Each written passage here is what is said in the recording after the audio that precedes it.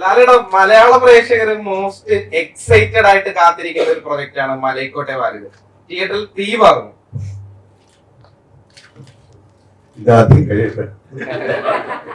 അല്ല എങ്കിലും ഡിഫറെന്റ് ജോണറിലുള്ള ഒരു സിനിമയാണ്. തീർച്ചയായിട്ടും ആ സമയത്ത് നമുക്ക് ഇതുപോലെ ഒന്നുകൂടെ നമുക്ക് സംസാരിക്കാം. ഭയങ്കര ചോദ്യങ്ങൾക്ക് ഞാൻ മറുപടി പറയാം.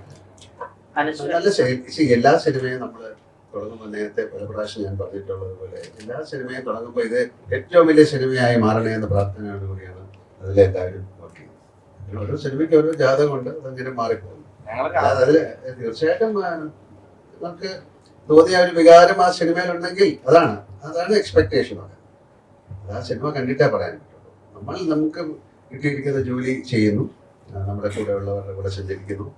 പിന്നെ അത് പുറത്തിറങ്ങി കഴിയുമ്പോഴാണല്ലോ ഞാൻ വിചാരിച്ച പോലെ പറ്റിയില്ല, എന്താണ് വിചാരിച്ചതെന്ന് ഞങ്ങൾക്ക് അറിയാൻ പറ്റില്ല. അപ്പൊ അതൊരു വലിയൊരു എന്താ പറയുന്നത്, ഒരു സീക്രട്ട് റെസിപ്പിയാണ് സിനിമ എന്ന് പറയുന്നത്. അതുകൊണ്ട് ഈ പാർട്ടി തീർച്ചയായും അനുഷ്ഠ ഒരുപാട് പരിമിതികളുള്ള ക്യാരക്ടറൈസേഷനിൽ ഒരുപാട് പരിമിതികളുള്ള വേഷമാണ് നേരിൽ ട്രെയിലർ കണ്ടപ്പോ തോന്നി. ഈ അങ്ങനത്തെ ഒരു വേഷം ഒരു ക്യാരക്ടർ എടുത്ത് ചെയ്യുക എന്നുള്ളത് തന്നെയാണോ നേരത്തിലൊരു എക്സൈറ്റ്മെന്റ്? അതെ, എനിക്ക് സോറി കഥ പറഞ്ഞപ്പോഴും എന്നെ എക്സൈറ്റ് ചെയ്യിച്ചുള്ള ഫാക്ടർ അതാണ്. ട്രെയിലർ കണ്ട ആൾക്കാർക്ക് മനസ്സിലായത് തന്നെയായിരിക്കണം.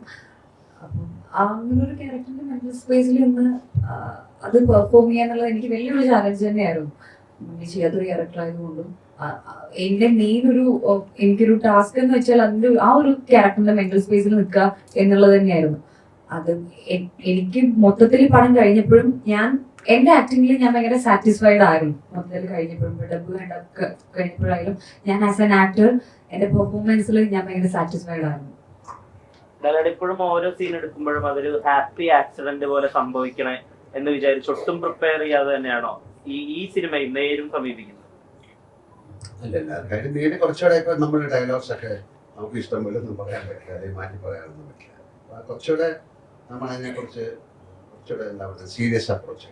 പക്ഷേ മറ്റ് സിനിമകളിൽ നമ്മൾ കുറച്ചുകൂടെ റിലാക്സ്ഡ് ആയിരിക്കും.